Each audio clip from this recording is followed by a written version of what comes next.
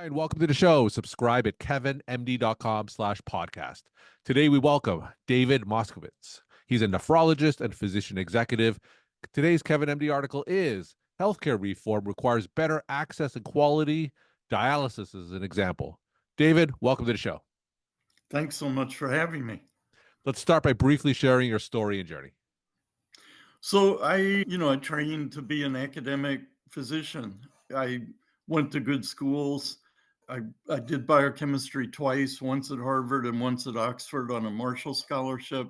I went back to Harvard MIT. I went to Barnes for residency in medicine. I was going to be a membrane biochemist, and nutrition seemed the closest thing.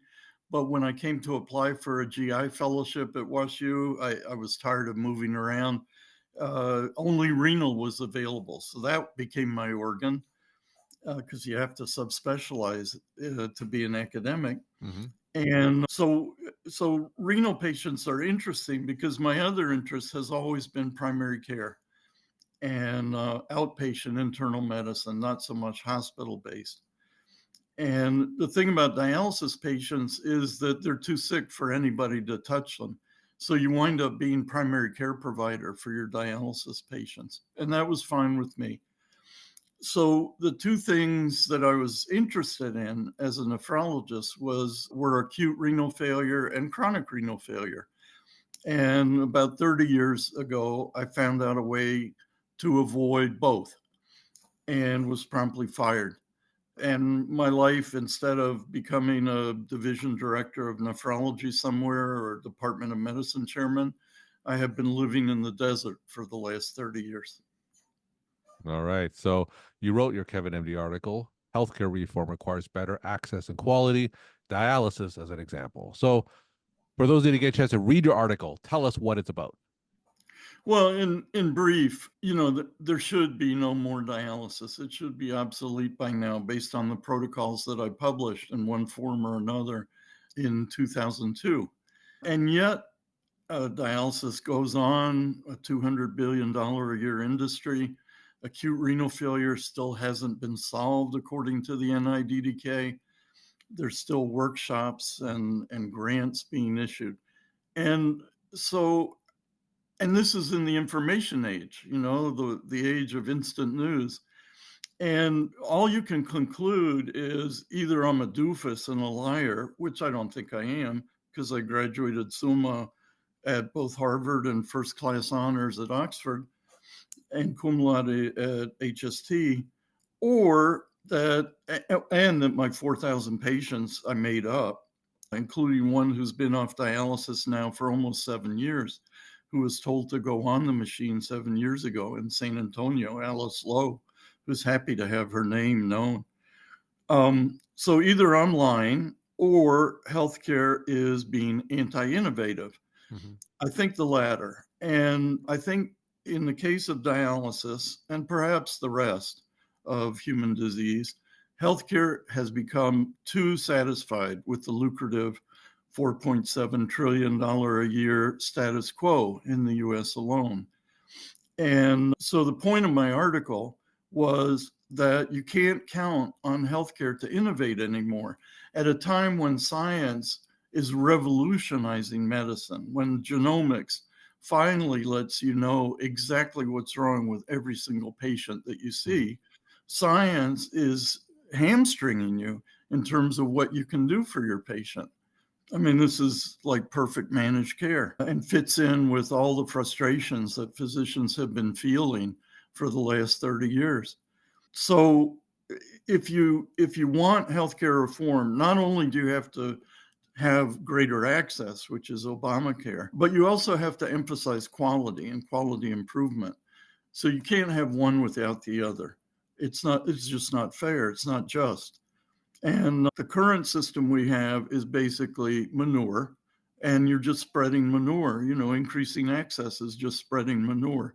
We have to get to a QI system. And the proposal I had was to order people in the public sector, and I'm picking on the VA now, since they have the highest responsibility to their patients.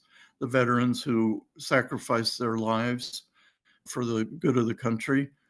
The VA refused to adopt my anti-dialysis protocols. And so I want to give the VA, since they failed miserably to innovate and save patients, I want to give the VA back to the Public Health Service, which was created by Congress in 1789. I want to keep the VA doctors there because they're the foundation of academic medicine. They're all great investigators. But I want to order the reconstituted PHS. Mhm. I want the Surgeon General to be responsible for his or her job to improve clinical outcomes, which currently nobody in healthcare has the responsibility to do. So tell me, when you said that innovation's being held back today by most medical entities, what are the forces that's holding innovation back in your eyes? Well, let's take dialysis. So every single nephrologist makes his money or her money on dialysis in one way or another. So academics, if they don't have a robust dialysis program, don't bring money into their division. Mhm. Private practitioners, of course, don't get to go on vacations and buy fancy cars if they don't have a stable of 50 dialysis patients. And in fact, chronic kidney disease patients are just loss leaders when they're in the clinic. You don't make any money from them as a nephrologist until they actually go on dialysis. And then they bring in 100 grand a year for the 2 or 3 years that they manage to stay alive. So dialysis is a stopgap, a horrible quality of life, but all of academic medicine, all of hospital profits depend on it. Mhm. It is the most lucrative pillar of hospital-based medicine that there is. 500,000 dialysis patients bring in as much as all the cardiac patients in the country. So, you can't get rid of your crown jewel. And, nonprofits don't want to go the way of the March of Dimes when polio was solved. It's now a shadow of its former self. Used to be huge, Mhm. and they all make six-figure salaries. The C-suite executives of nonprofits.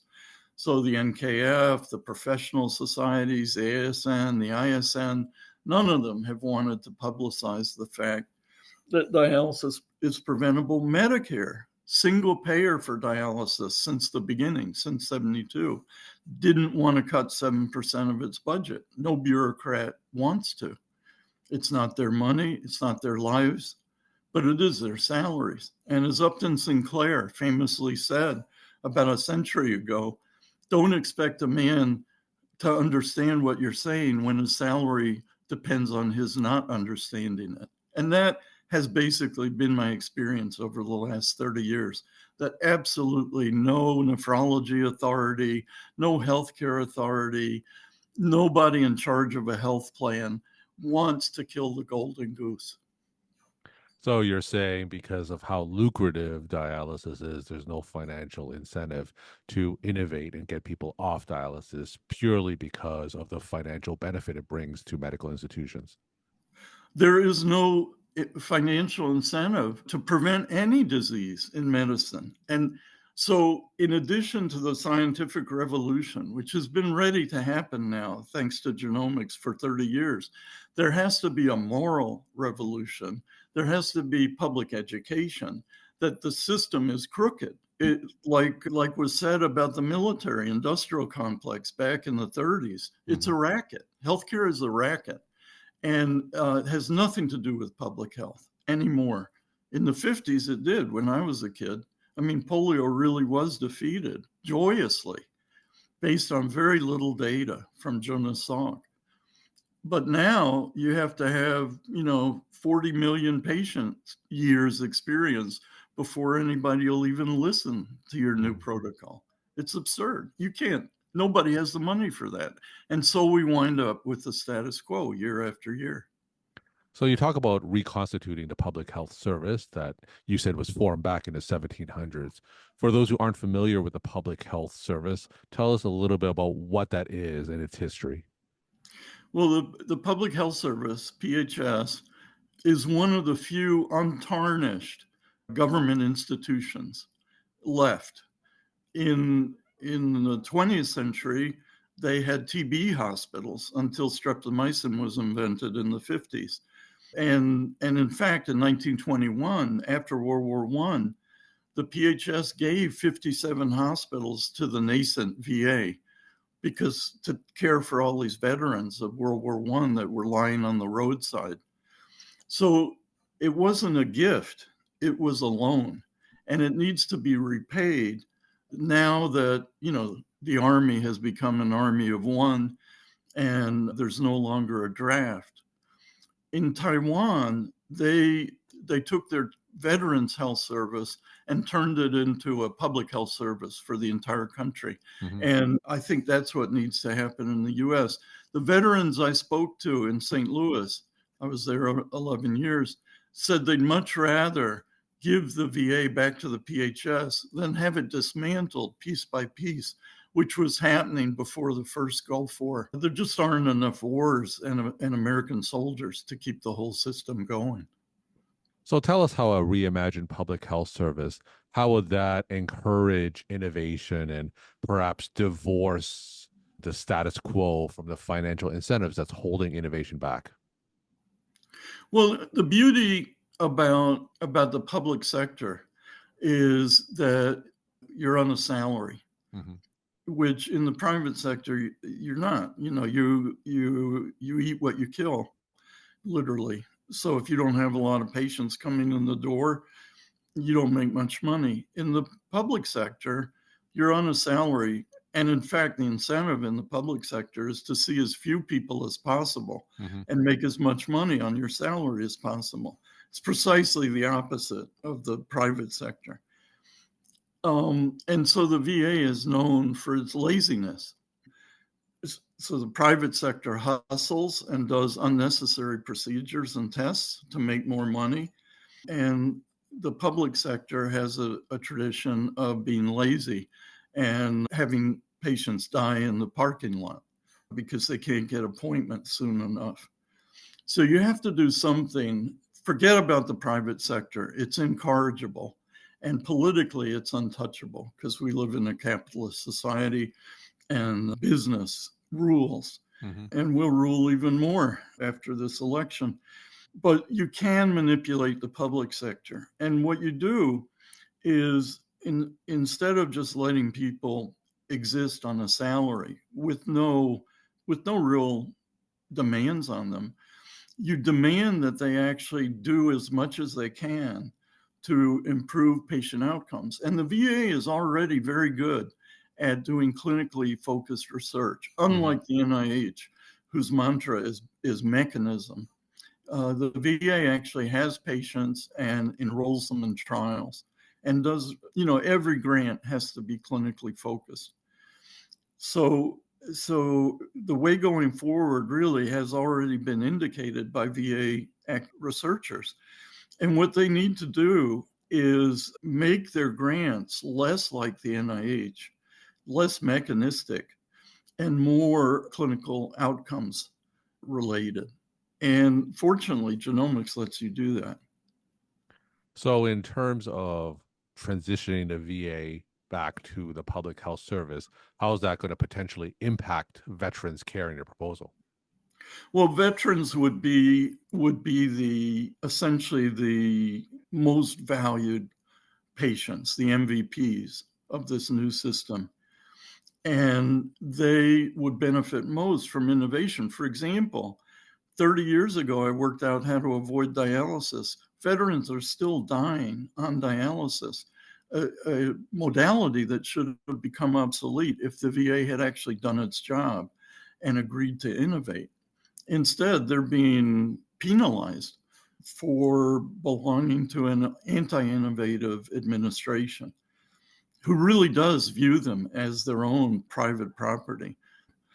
So, so what you do, put me in charge, make me the Surgeon General, and I'll crack the whip. I'll make sure that every grant is going to benefit patients, that every grant is focused on improving outcomes, not on diddling around with mechanism in some model system or other that's probably irrelevant to the human system. And we'll start recording outcomes, like how many diabetics, seen by physician X go on dialysis at the end of the year versus physician Y. And then I'm going to ask physician X if he or she has better outcomes than everybody else by a few standard deviations. I'm going to ask them to please teach the rest of us what you're doing so that we learn from each other and we become a learning machine, which currently physicians are not doing for each other. Now, with the advent of some value-based care concepts in the private sector, do you feel that we're moving towards a trend where quality measures are dictating how much physicians are paid or influencing how physicians are paid? I think not.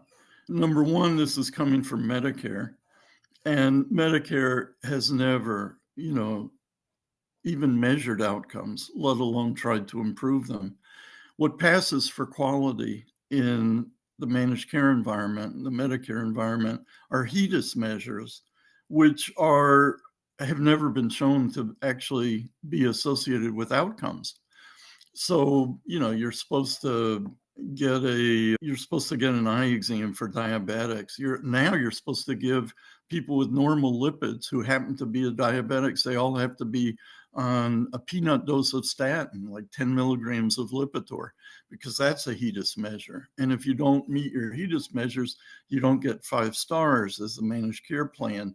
And if you don't get 5 stars, it means that you can only recruit patients twice a year instead of every day of the year.